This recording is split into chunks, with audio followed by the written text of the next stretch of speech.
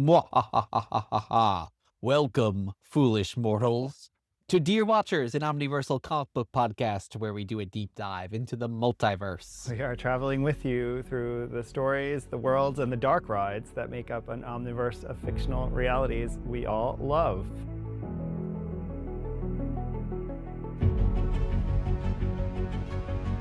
And your hitchhiking watchers on this journey are me, Guido. And me, Madam Rob. You've got the hair for it. Yes. And before we begin today's trip into the afterlife, Guido, people must think we're dead because we haven't been on for so long, but we are in fact alive. We are very, very busy. And so, yeah, I guess we're, for now, becoming a bit of a monthly podcast.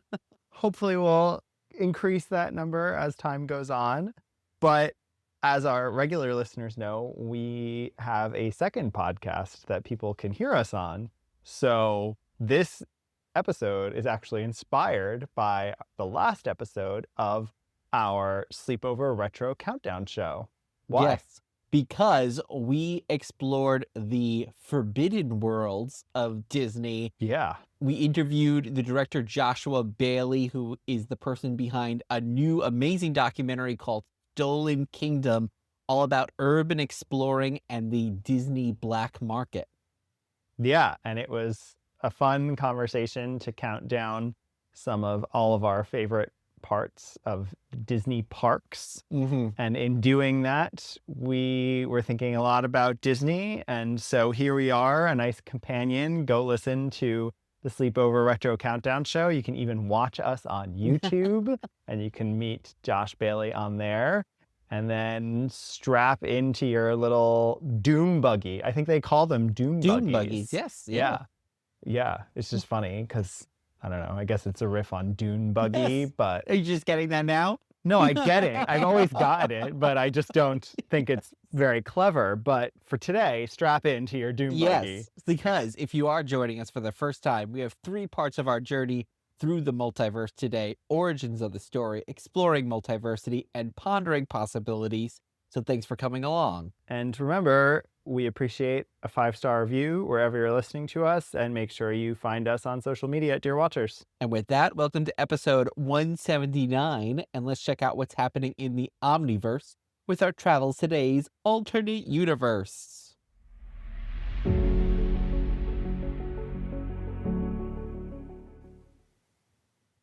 Today, we creak open the door to answer the spectral question, what if you became the 1,000th happy haunt of Disney's Haunted Mansion? Yes, real Disney files will get that reference right away.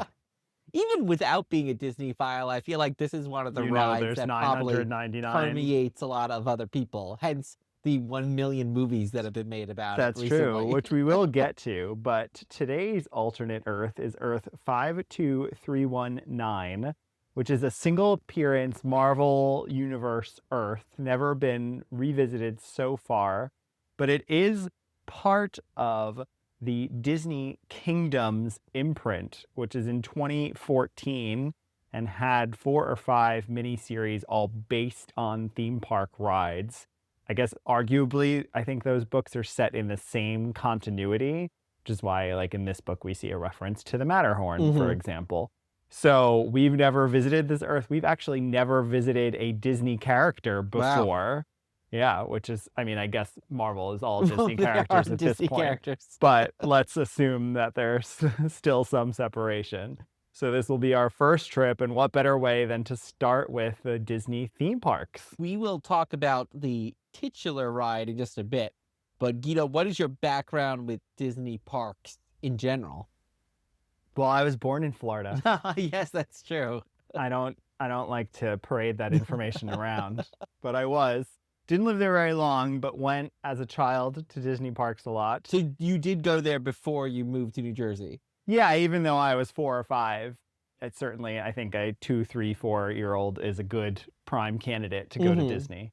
And then growing up, we went there a lot, I guess just because it was a familiar place. It's not like we had family we were visiting or anything, but we would go to Florida a lot.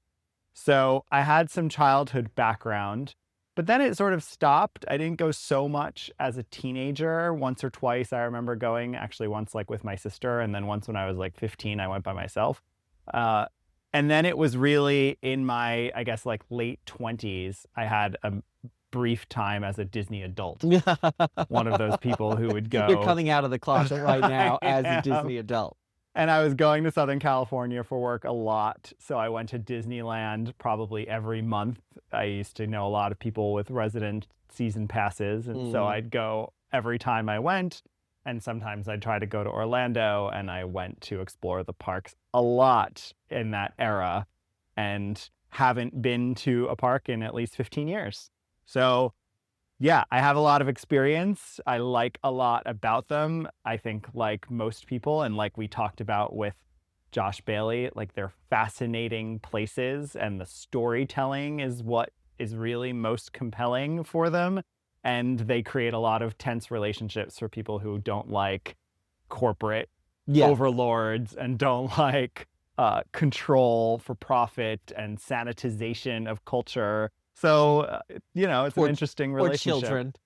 Being around children. Or children. It's true. How about you? What is your background with the parks? Yeah, so first off, I've never have been to Disneyland. I do feel like I need to check that off my list at some point. Yeah. We, growing up in New Jersey, though, did go to Disney World. Not nearly as much as you. I probably went, I don't know, maybe 6 times growing up. I went once with school, with like the choir or the band or something like that.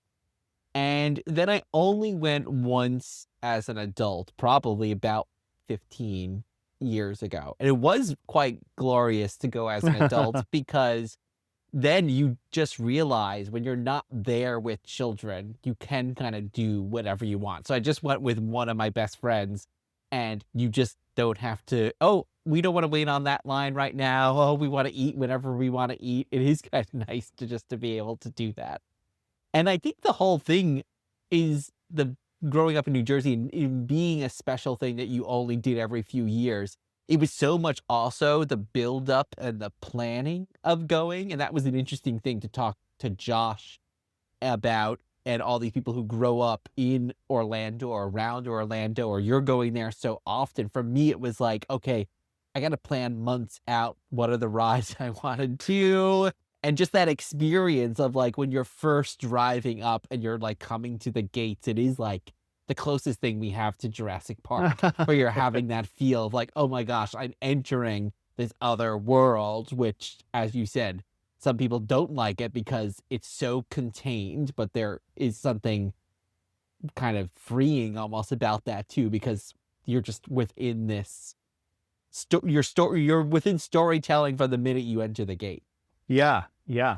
It's a fascinating place, which is part of why Stolen Kingdom is such an interesting movie, to see people who engage it in a different way, and why today I'm interested to dig into the possibility of telling stories out of the artificial construct of the park.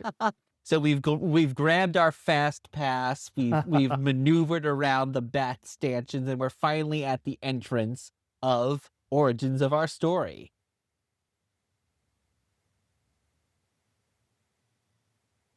Right now on this very show, you're going to get the answer to all your questions.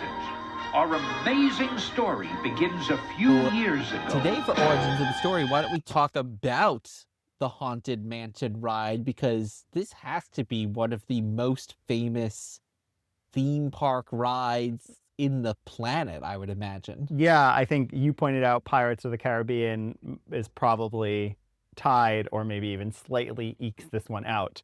But absolutely, these two rides must be the two most famous theme park rides. Their movies have been much more successful than the Haunted Mansion. Well, it's also a longer running ride. It's a slightly more novel ride, although I think there's some novelty to this one, but it's atypical in so many ways. So yeah, but I think definitely these two rides, if you ask someone what is famous about Disney, they're probably going to name one of these two things, a Disney park Or if you ask someone for some of the most famous theme park rides anywhere, it's going to be one of these two. So I think you're right. But let's get into some background on the Haunted Mansion. Yeah, so Disney's Haunted Mansion, it was one of Disneyland's longest gestating attractions. So it was first conceived around 1951, and it took nearly 2 decades, which is pretty crazy to think. Yeah. From sketch to opening. And I didn't even know this because I always went to Disney World. I didn't even realize that it's set in this New Orleans atmosphere. And New Orleans Square, that exterior was finished by 1963, but then it sat almost like a haunted mansion. It sat unoccupied until 1969, while Walt Disney and his Imagineers were diverted to the 64-65 New York World's Fair, and whose technology later fed into the Haunted Mansion ride. And again, kind of creepy with death and everything. Walt Disney died in 1966, making the mansion the first major Disney attraction to open without him. Yes. As you know, every single Disney, especially theme park, has some lore to it. And this one's no exception to that.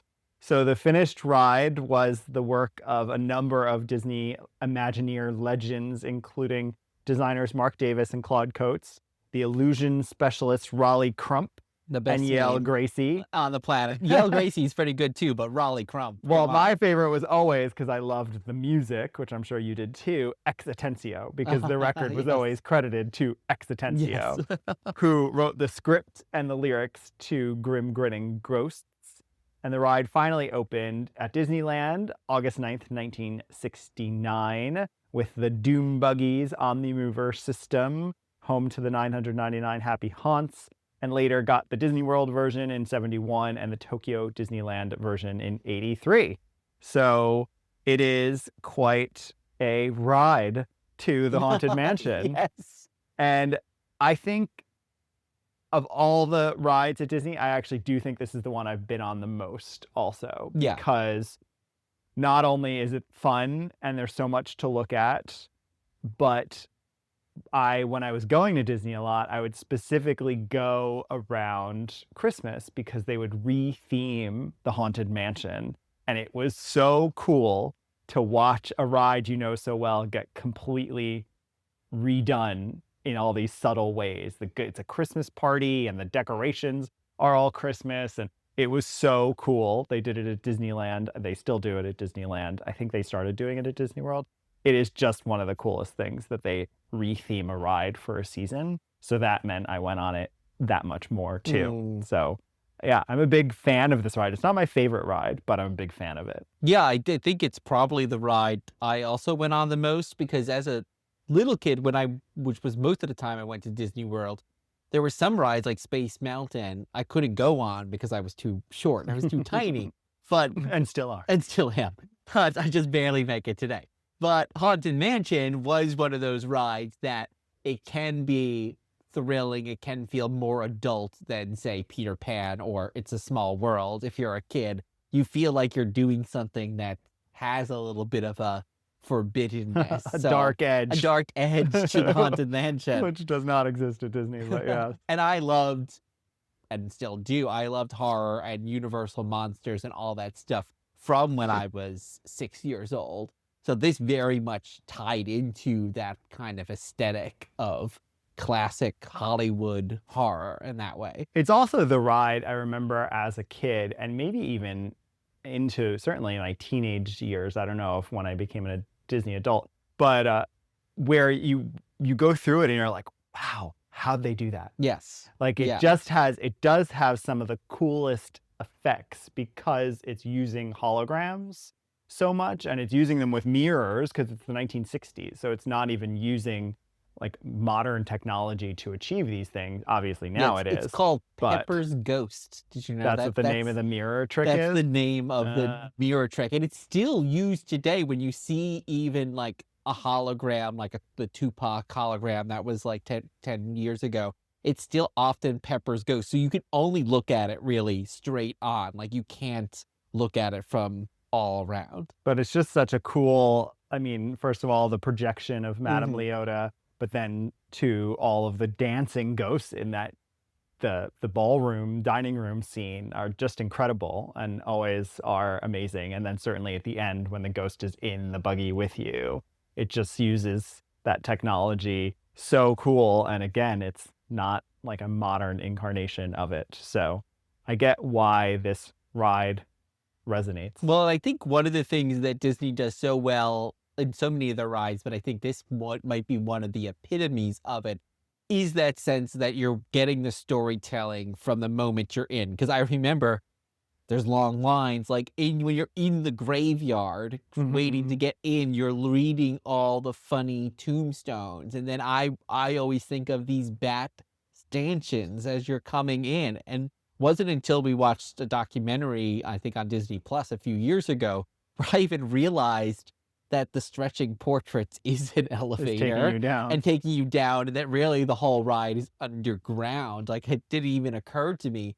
But that's, again, it's like the ride hasn't really even started yet when one of the most iconic things about this ride has happened with the portrait. Or the opposite. The ride starts the moment you walk through the gate. Yes, exactly. Which is part of the Disney magic, of course. And especially in these storytelling rides. I think that's the interesting thing.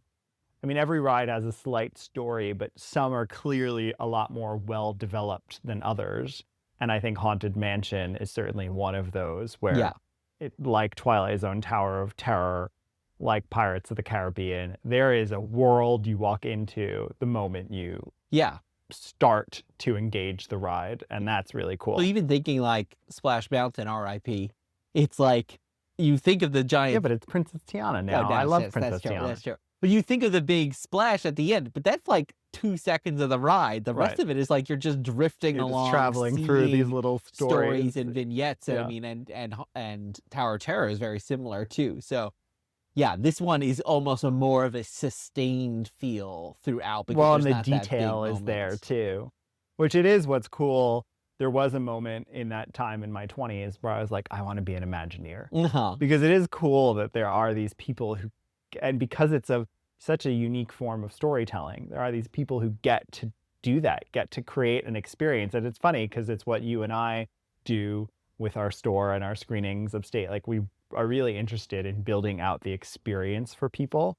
And definitely this ride is such a good example of why Disney is so famous and so popular, in spite of also potentially being so awful and horrible, is because the detail is so incredible. And it's just, you are transported. You watch these ride through videos, which we watched a recent one in preparation for this episode, and you are just transported. You can be the most cynical person in the world, and I can't imagine that you could go through that ride and not feel a little bit of magic. And there's so many details, because we were watching this ride through, which is in like crystal crisp, like HD. And there's still things where it's like, okay, I need a whole nother ride through with other camera angles, because so there's just something that's everywhere. You can look in any direction and see something. So really incredible storytelling for the Haunted Mansion ride that makes sense why there's a whole world in there to tap. Well, I'm pulling down on the lever on our Doom buggy, so keep your arms and legs inside the vehicle. It's time for exploring multiversity.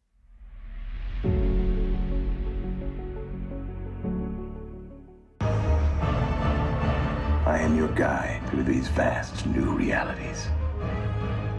Follow me and ponder the question, what if? And today on Exploring Multiversity, we're asking the question, what if you became the 1,000th happy haunt of Disney's Haunted Mansion? That is also a tongue twister. And this is from Haunted Mansion number 1 through 5. This is from Marvel, the Disney Kingdoms line from March to July 2016. This is written by Joshua Williamson, penciled and inked by Jorge Coelho, colored by Jean-Francois Beaulieu, lettered by VC's Joe Caramagna, cover artist is E.M. Gist, and it's edited by Jeff Youngquist. And This line, you probably don't even remember this No. line. I remembered it because Figment came out in it, which Mm. maybe one day we'll cover Figment. Figment's my favorite. I was Epcot was my favorite. I was a huge Figment fan. I had a Figment stuffed animal. Yep. Well, I don't know if either of us will love the comic because it's steampunk, but still, it's Figment. Anyway, so these were an interesting project right after the acquisition. This is actually considered the first formal. Obviously, Disney and Marvel had collaborated a lot pre-acquisition, and obviously you can't even call it collaboration post-acquisition so much, but Disney has purchased Marvel, and this is sort of the first big formal collaboration in which Marvel is printing Disney content in the comic book company. Well, and that makes sense too, because do you know off the top of your head, were there anything like this, like Disney comic? I mean, obviously there were Disney comics with Disney characters, but were they going too much into the rides? No, that's what's interesting in trying to do research for this episode, knowing that the Disney parks were an interesting thing to mine. This is one of the only, they have since done like a lot of young adult novels and things like that, tie-in books, but they haven't mined the content of the parks all that much, with a few exceptions, and those two exceptions are Pirates of the Caribbean and Haunted Mansion, have been really mined, possibly to death. When we'll get into in our third segment. To death. Exactly. So a quick summary of these books in case people haven't read them, which would make sense. But they are out there. They are on Marvel Unlimited, I believe. So we have a lead teenage character who's been curious about this dilapidated mansion near his home in New Orleans, which has all sorts of rumors around it, capturing some of the stories of the ghosts that we know, like that there's a homicidal bride or a headless horseman or psychic mediums. And his grandfather goes to the Matterhorn, disappears, and so... Well, dies. Dies, that's right. Yes, ultimately dies. He's an adventure lover, and like quite like a hunky daddy grandpa as drawn in. Well, he's the character who at the Matterhorn, I think. Yeah, there is that guy. He looks like the guy from the Rankin Bass a little bit. He does look a bit like that, but sexier. So anyway, he gets lured. Danny gets drawn into the mansion, meets the 999 ghosts. Leota sort of sets up that his father's ghost is trapped in the house, and Danny is meeting the ghosts who are looking for a 1,000th ghost, and they start to unpack the lore of a cursed pirate captain who has trapped them all in the house and is trying to make them all evil. They all came as happy ghosts, but they're not allowed to leave because he's looking for the treasure. And it turns out that Leota lied. Spoiler alert, the grandfather's ghost is not in the house. She's trying to get Danny to help them all escape. And of course, ultimately, he does help them escape and sees his grandfather's ghost outside of the mansion. Yes, it is as convoluted as that. It is somewhat convoluted, but it's easy to follow, I'd say. It's easy to follow, yes. Yeah, so what do you think? I think it's a good... You want to check these kind of comics, I think you want to check all the boxes of like, I want to touch on all of these characters, which I think this certainly did. I think where it wasn't necessarily the strongest, and I think we can talk definitely about like adapting this kind of source material, is that... Yeah, the story, like the pirate captain is looking for a treasure, but the treasure never exists. Danny is doing this because he thinks his grandfather's soul or ghost is trapped in the haunted mansion, but he's not actually trapped in the haunted mansion. But then we see his ghost at the end. Like, there's a lot of things where it's like, we all think it's this thing, but it's not really this thing. It's like... Well, I guess because what Josh Williamson's doing is stringing together a whole bunch of stories that don't really connect. Yeah. I mean, we looked it up, and some of this story is coming out of like the Imagineers' backstory that they wrote, or things that some of these things have been added only decades later to the actual canon of the ride.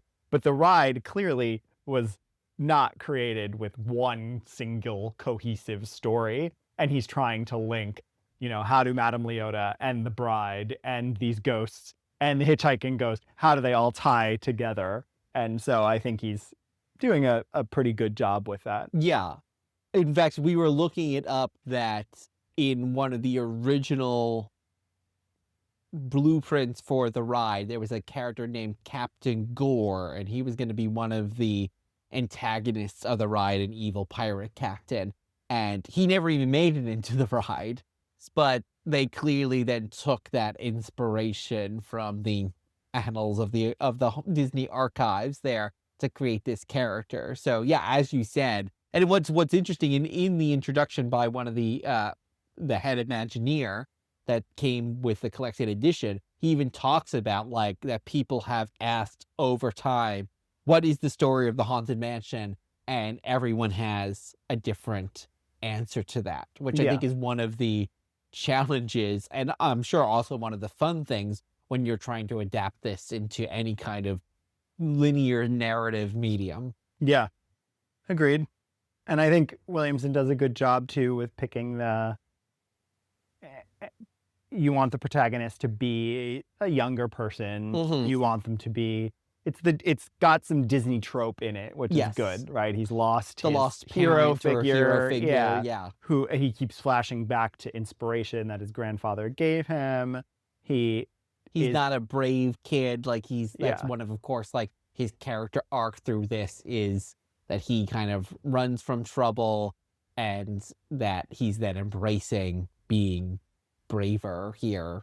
Almost the grandfather's almost a little like reckless because early on, Danny is like, yeah, the kids at school wanted me to like jump a pool with my bike and I didn't do it. And the grandfather's like, why didn't you do that? Right. I once jumped over a gorge. I just gorge. It's like, this doesn't seem like good advice to give to this 15-year-old. But he also ended up dying on an adventure. So maybe he's not the one to follow his advice.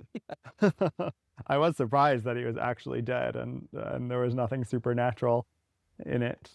There's a few moments. The other moment that I love too is when, again, spoiler, but in the end, the bride is the one who actually defeats the pirate ghost because she's pretty much only motivated by keeping her husband there and cutting off his head. So she'll do that to whoever enters her area.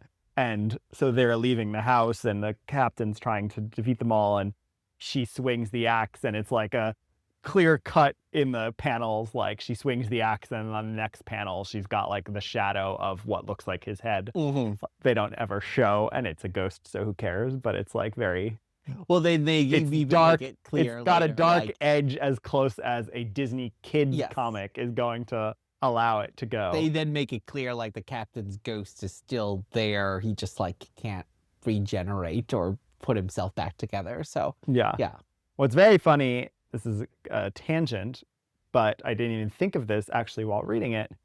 Joshua Williamson wrote that series Dark Ride, which I really liked and wanted you to read. And it wrapped up, and it's about a 25 issue series about a theme park, possibly led by someone who might be Satan or made a deal with Satan, and then his children trying to take over the theme park. And it's really funny to me that I'm just realizing that, you know, almost 10 years later after writing this, he wrote that. I'm sure either these are things he loved already or the seeds of that story might have been planted in his writing of this, because he clearly knows the ride, knows the details to put in, loves it, and likes playing with some of the dark undertones a little bit, again, as far as a Disney kids comic is going to allow him to. So, and I think also the Jorge Caleo art complements the storytelling well. I think it's not ever looking too kiddie and cartoony. It's not too cartoony, which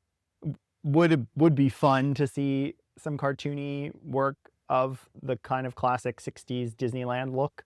But yeah, this is a good translation into the comic book state, I'd say. Yeah, and he captures, obviously, he also had the challenge of, okay, you have to have the Hatbox Ghost look like the Hatbox Ghost and all those kind of things. Yeah. So he does a good job with that, but has a bit more creative liberty when it comes to some of the other characters. Like there's another one who's kind of leading the partying, and I'm sure he was inspired by, or maybe it's even very accurate, to the one that's in the ride, but Yeah. there he had, I think, probably a little bit more artistic license than he did with like the bride character per se.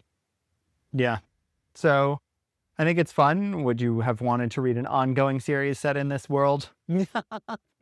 No, I definitely don't think so, but I would be interested in, I think, in an ongoing series about different rides in that way. I do think, as you said, and I think we'll get into this in our final segment, like there's some rides that, like this one, Pirates, that they've constantly revisit, but there's such a deep bench of other rides to tell stories about, especially in like a comic book form where you're not limited to, say, special effects and things like that you would in movies.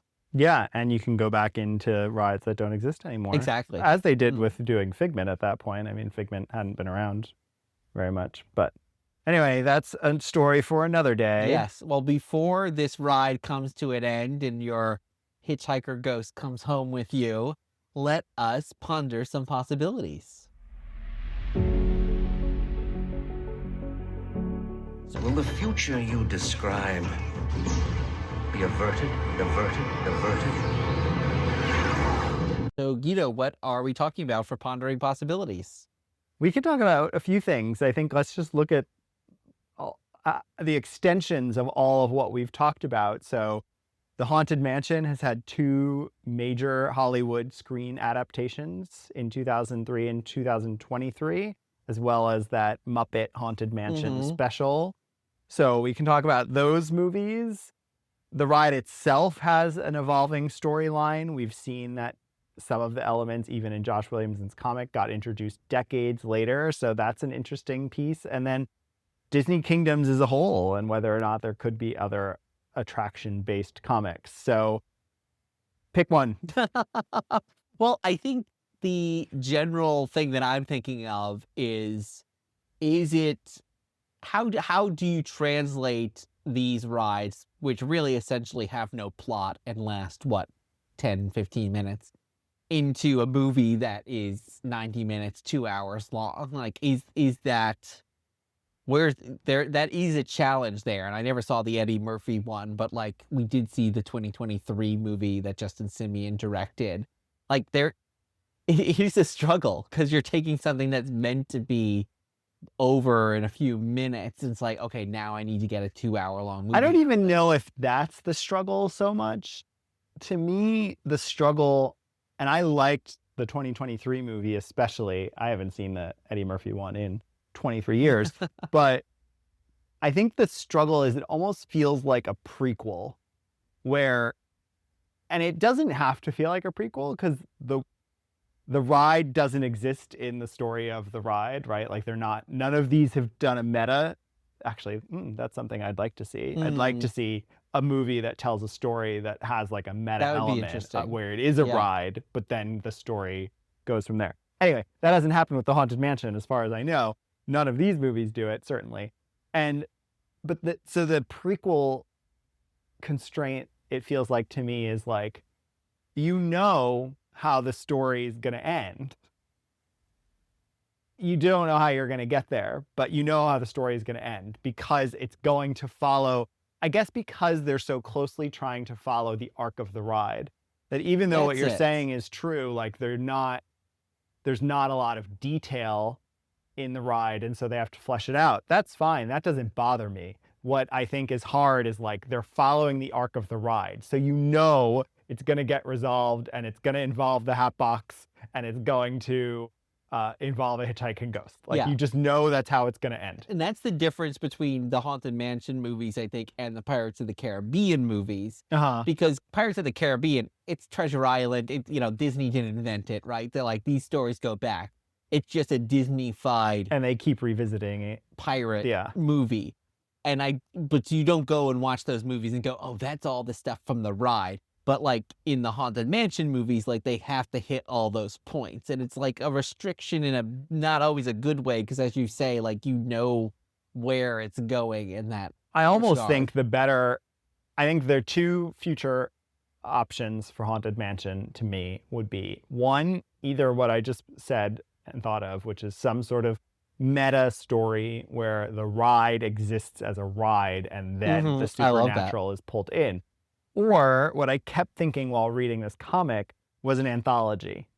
An anthology, I could even see an anthology cartoon working really well, where every episode tells a story of some of the ghosts. And what links them all is that they're all in this mansion together. And maybe there's a serialized arc to, like, why are they in this mansion together? Who knows? But regardless, you zoom in on one of the ghosts who's partying in the dining room. You zoom in on Madame Leota, obviously. You zoom in on the bride, each obviously. of the characters in the stretching portraits, which I don't think we actually have ever No, that's seen true. their Turn those into stories characters. even, like, yeah, that's true. So I think those are the two paths that you could take and not feel like a retread. I love that.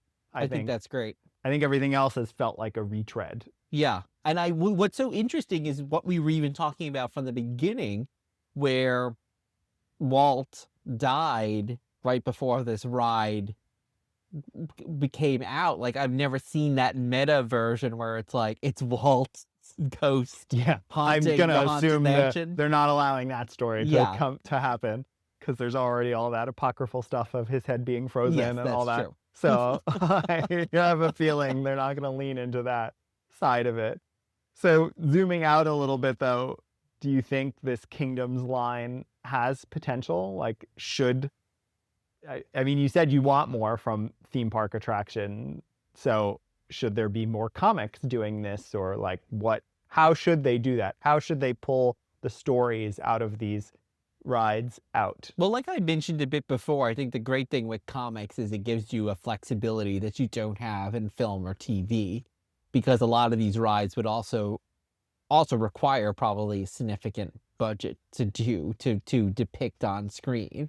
But you don't have to worry about that with comics. I think there is a freedom there that you have. Also, like we were saying in terms of time period with comics, I mean, with movies, it has to be 90 minutes. With series, it has to be even longer. But with a comic, you can kind of adjust to how long you want that to be. So I think that could be beneficial when you're adapting something that is relatively short to begin with. Yeah. Yeah, because you don't even have to do monthly books. They could do a graphic novel. They could do all different ways of telling these stories if they wanted to step back into that world. So perhaps one day we'll step back into the Disney Kingdoms line and explore more of it. Other rides that you'd want to see them do? Because I have one off the top of my head, but other rides that you would want to see depicted in comic book form? No, Figment would have been the one, and they did that. Again, it's a little steampunky for my tastes, which is not my thing, but I think that might be it. What are you thinking? Well, of course, but the other famous haunted ride, Tower of Terror, and I think that could also that one I'm sure has a rights issue. Yes. That is why they don't do it. But and it could lend itself well to an anthology as well, because you could be exploring all the different different hotel guests, and the other one, which because you mentioned doing rides that no longer exist, one of my other favorites, another creepy dark ride, was the Maelstrom ride. In Epcot, the Norway World at Epcot. And that had trolls and like little creatures. And oil rigs. Oil rigs, yes, I do. You don't remember? Yeah. Because oil was a big export. Too, so you go through and then suddenly you're just sort of drifting in this little lake and there's all oil rigs around you. I need to watch a ride. I remember like trolls and very like creepy like depictions. Well, what's cool is it has a backwards moment too. You go down. Yes. Well, the troll sends you backwards. Yeah. But right away, well, there you got a little bit of an environmentalism you can work into the comic and creatures. Yeah, I think Epcot is very untapped. But part of the issue is that they've like undone so much of the Epcot of yore. So I don't know how they would do it, but there's so much to the history of Epcot, as is also depicted in the documentary Stolen Kingdom. All right. Well, dear haunted ghosts, that is a wrap. Dear watchers, thank you for listening. I have been your hitchhiking ghost, Guido. And I have been Madam There you go. No, I didn't even say that to begin with. The reading list is in the show notes. Follow us online. Let us know your favorite Disney park ride at Dear Watchers. And leave us a 5-star review wherever you listen. We'll be back soon with another trip through the multiverse. In the meantime, keep pondering the possibilities.